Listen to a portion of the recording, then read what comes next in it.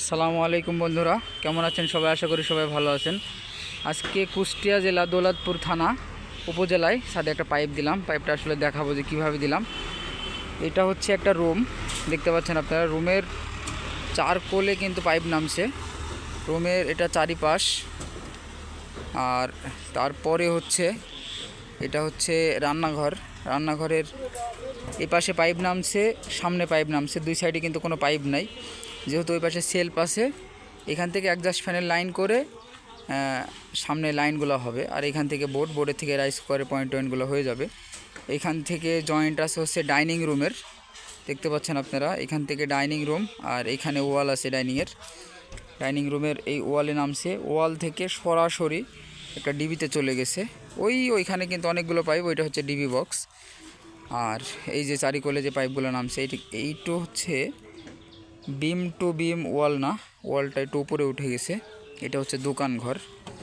এখান থেকে দোকান ঘরের লাইনটা মাঝখানে একটা ফ্যান দিছে, চার কোলে চারটা লাইন নামানো হয়েছে। তার সামনে যেটা আছে এটা হচ্ছে এই যে বারান্দা। এটা তিনটা ফ্যানের সার্কুলার বক্স দেওয়া হয়েছে, কিন্তু ফ্যান হবে না, এখানে স্পট লাইট হবে। এখানে এমন অবস্থা। আর এখানে এই যে মেন সিঁড়ি, যেটা এখান থেকে লাইনটা নেমে যাবে। এই যে এখানে সিঁড়ির লাইন নামবে। এখানে কিন্তু মেন লাইনগুলো দেওয়া আছে, এই যে তিনটা লাইন। এটা হচ্ছে মেন লাইন, একবারে সরাসরি এখান থেকে ডিবি বক্সে চলে গেছে। এখান থেকে এই যে সরাসরি একবারে ডিবি বক্সের পরের যে রুমটা, এটা হচ্ছে বিম টু বিম গাঁথনি না, তিন কোলে বিম পাইছে, এই পাশে বিম পায়নি। এই পাশে হচ্ছে বিমের, ওই পাশে ওয়াল। তারপরে হচ্ছে এইখান থেকে এটারও সেম।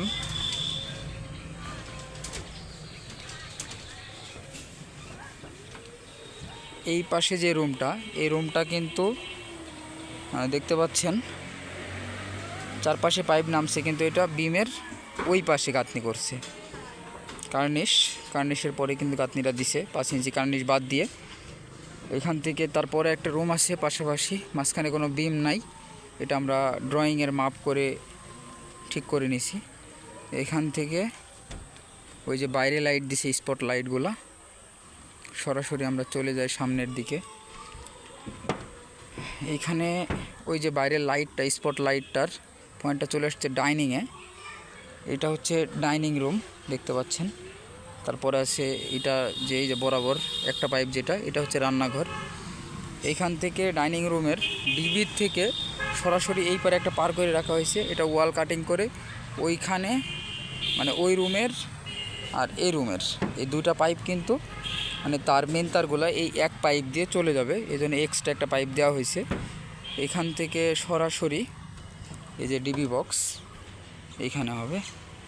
ডিবি বক্স এইখান থেকে কিন্তু একটা বিষয়, এই যে আমরা পাইপ ক্রস করে ডিবি বক্সের ভিতরে নিয়ে গেছি পাইপটা, একটু দেখায় আপনার অবস্থান। এইখান থেকে এই যে পাইপটা বিমের ভিতর দিয়ে, ঠিক আছে, একদম বিমের ভিতর দিয়ে চলে গেছে।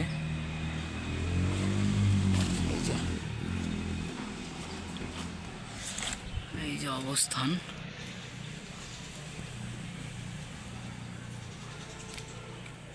এখানে পাইপ আছে হচ্ছে চারটা পাইপ, এই যে ভাগ হয়ে গেছে। এখান থেকে দুইটা সিঁড়ির রুমে মেন লাইন আসবে। যেহেতু এইখানে একটা ডিবি হবে, এইখান থেকে আবার ওইখানে একটা ডিবি বক্স হবে, দুইটা ইউনিট। এখান থেকে সরাসরি চলে গেছে